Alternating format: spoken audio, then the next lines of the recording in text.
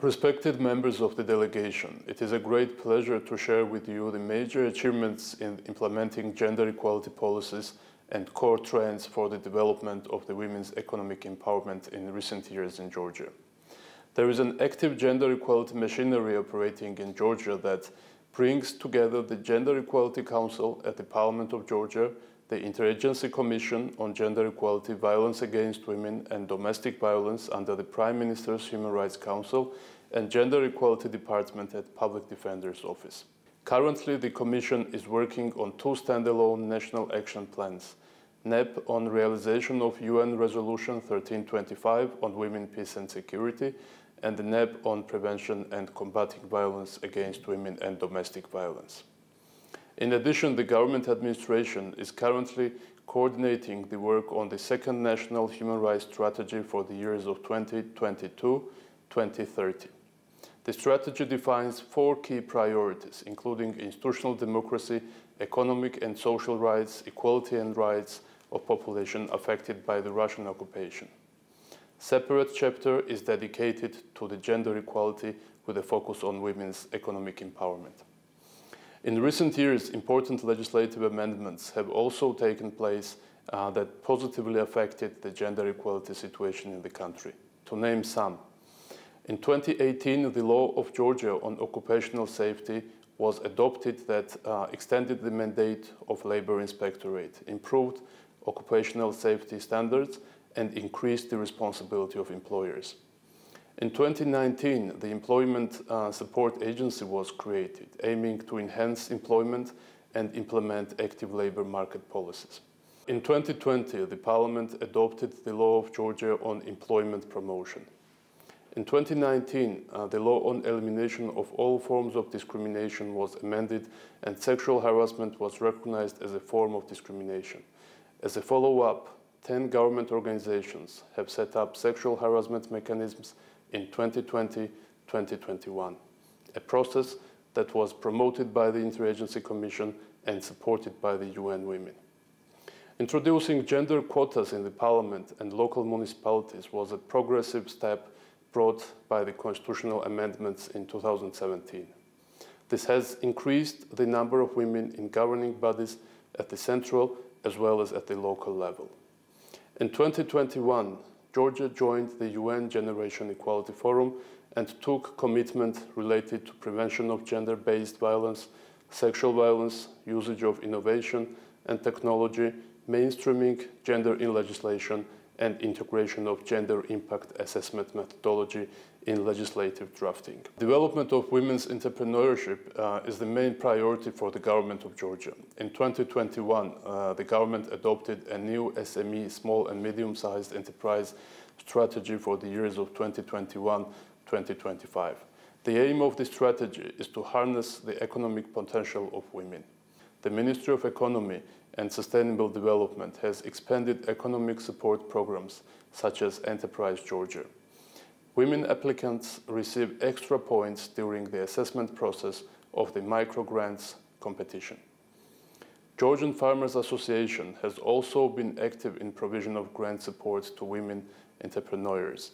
The association regularly provides the capacity building of women farmers and entrepreneurs in the field of sustainable agricultural practices, including measures for risk mitigation and adaptation to climate change, value chain development, farm management, food safety, marketing, access to finance, etc. Georgia pays particular attention to the education of the population and especially to the vulnerable group. The National Unified Strategy of Education and Science of Georgia for 2032 fully complies with the UN Sustainable Development Goals and relevant international legal instruments on gender, equality and elimination of all forms of discrimination against women and girls. At a general educational level, the Ministry of Education and Science of Georgia developed and approved a set of content criteria of peer review procedure for school textbooks. The procedure foresees a set of requirements such as gender equality, elimination of all forms of discrimination, prohibition of violence, etc. Strengthening vocational education is a part of the educational policy. The Vocational Skills Agency operating under the Ministry of Education and Science of Georgia supports gender equality in vocational education and provides relevant training and courses.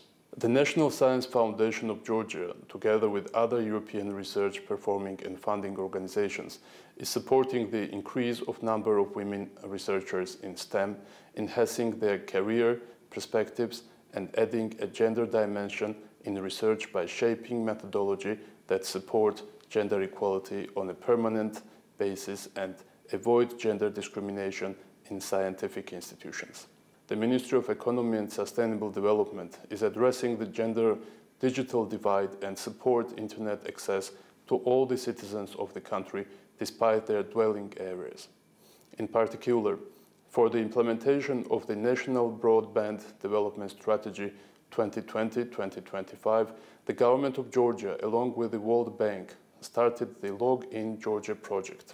The project supports the construction and activation of fiber networks that will bring high-quality, high-capacity services to the selected rural settlements.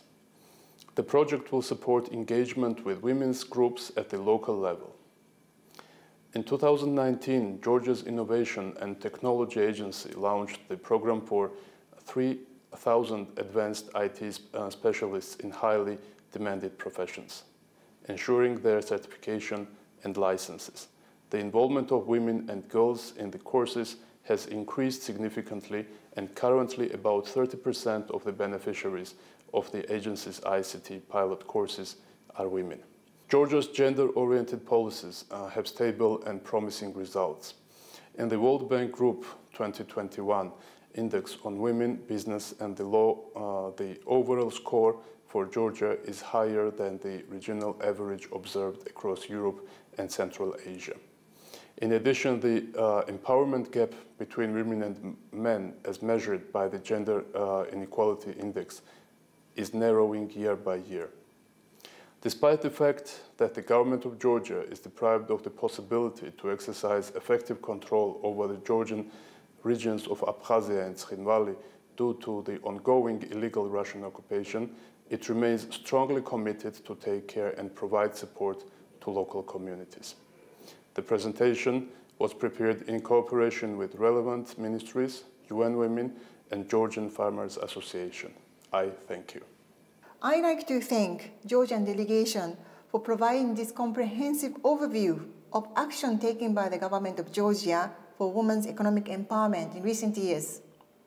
I am delighted that the UN Women supports national partners in Georgia towards achievement of substantive gender equality in line with international, regional, and national commitments.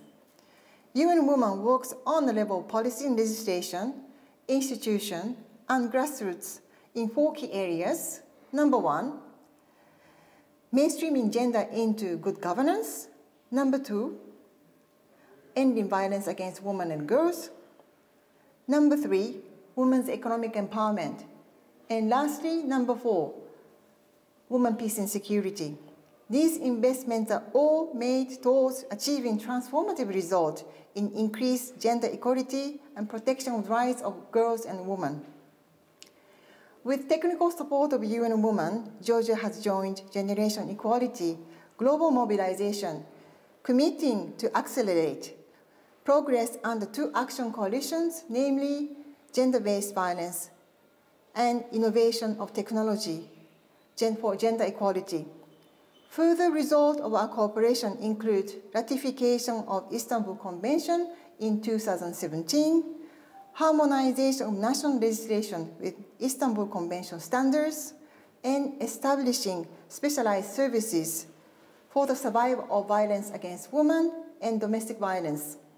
In this regard, I'd like to hear from the government of Georgia about its progress towards implementing Istanbul Convention commitments on providing economic rehabilitation services to survivors of domestic violence. This includes specialized support services, healthcare, and social services, promotion of employment, and skills development. I thank you. When talking about the policy measures, it is crucial to note that in addition to the human rights strategy, the government of Georgia is finalizing its work on a separate action plan for 2022-2024, National Action Plan for the Elimination of Violence Against Women and Domestic Violence.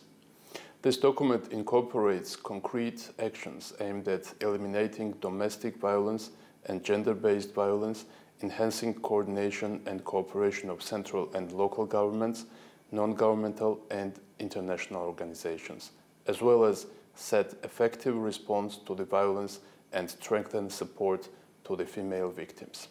The state-run services include crisis centers and shelters. Crisis center is permitted to accommodate alleged victims of domestic violence until their official domestic violence victim status is granted that entitles beneficiaries to be transferred to a shelters. The victims not willing or needing to be placed in a crisis center or shelter can visit the center for other services such as psychosocial rehabilitation, legal aid, first aid, emergency medical assistance, skill development programs, and etc. The crisis center services are free. Shelter sustainability and uninterrupted functioning is ensured by the Agency for State Care, based on the state budgetary allocations. The services provided for the victims and their dependents include the following: accommodation, shelter, psychosocial rehabilitation, organization provision of medical services, legal aid, translator, interpreter, services as required. The specific skills development and educational programs are provided at the shelter for victims, which in addition include vocational education, courses and guidance for employment. The promotion of employment and an active labor market policy as a measure to promote employment are one of the top priorities of the Georgian government. The policy includes training and retraining, that is human capacity development according to the labor market demand, supportive employment, as well as employment support for vulnerable and less competitive groups. A memorandum of understanding was signed between the State Agency for Protection and Assistance to Victims of Trafficking and Domestic Violence, the State Agency for Employment and Employment Promotion in 2021. The aim of the cooperation is to raise the professional qualifications of victims of violence, single mothers, as well as persons under state care and out of state care. In order to get the mentioned state-run services, the statutory victim of domestic violence needs to obtain the status of victim, which can be related to additional bureaucratic burden for the victim. The government plans to annul this precondition to simplify the procedure of obtaining the victim status. First and foremost, Lithuania would like to express its appreciation for the specific policy, legislative, and practical measures that Georgia has taken according to your comprehensive revision of the targeted activities. We are delighted that Georgia is a part of all major international and regional conventions related to women's rights and gender equality, and it is a pleasure to hear your success stories of how you fulfill your commitments. As you may know, there are still numerous issues that women face in general, in terms of getting employed in a formal economy and then in provision of equal and safe labor conditions and environment. Obviously, treating women fairly at the workplace and supporting them to engage in a formal economy still remains a challenge for many countries globally. We would like to ask you for more information about the policy, regulatory, practical, and any other measures that Georgia takes to encourage women and to promote their transition from informal to formal economy and to ensure proper, safe labor conditions for all of them. The government of Georgia has been implementing active labor market policy through programs supporting employment. The State Program for Employment Support Services aims at developing and implementing active labor market policies and the employment promotion services in the country. Women and the representatives of ethnic minorities residing in the regions densely populated by the ethnic minorities are beneficiaries of this program and have a priority when applying. In order to support Employment, State Employment Support Agency was established in 2019 and is operational since 2020. With the aim to provide for decent working conditions, free of discrimination, the amendments were made to the Georgian legislation on February 2019. The amendments introduced the employer's obligation to observe the principle of equality not only in the contractual labor relations, but also during pre-contractual relations. This makes it inadmissible to discriminate on any grounds during publication of job announcement and the job interview. The law of Georgia on public service was amended in 2017, obliging public entities to take measures to ensure equal treatment of persons employed and to include provisions prohibiting discrimination in internal rules and other documents and to ensure their enforcement. Following the recent amendments to the Labor Code, September 2020, higher maternity and parental leave standards were introduced, meaning that maternity paid leave of absence is in the amount of 126 calendar days, while 57 days child care paid leave can be granted to a father over 183 days. Also, child care leave for 604 calendar days can be fully or partially used by either father or mother. The law on public service of Georgia further allows employees to make time off work for parental care, while the Labor Code prohibits discrimination of employment during maternity leave and considers terminating labor relations to be inadmissible during the period of maternity, newborn adoption leave of absence, and child care additional leave of absence after a female employee notifies the employer about her pregnancy. On September 29, 2020, the Parliament of Georgia voted for amendments to the Organic Law of Georgia, Georgian Labor Code, and adoption of the new Law of Georgia on labor inspection. The amendments include prohibition of direct and indirect discrimination. The list of grounds for discrimination was extended. Principle of equal opportunities and equal treatment, provision on equal pay for equal work was introduced. Apart from that, the Georgian Labor Code defines that state supervision over labor legislation is ensured by the labor inspection. Therefore, for the government of Georgia to give full effect to all the above said laws, a fully fledged labor inspection service is in place from 2021. In 2020, a list of hazardous works for pregnant, breastfeeding women and women recently given birth was adopted by the decree of the Minister of IDPs, Labor, Health and Social Affairs of Georgia. With the support of UN Women, Ministry of IDPs, Labor, Health and Social Affairs of Georgia developed methodology and guidelines on job evaluation and determination of relevant remuneration. Noticeably, Georgia's rural development strategy references women in its priority areas, social conditions and living standards. The accompanying NEP foresees 70 newly constructed or rehabilitated kindergartens.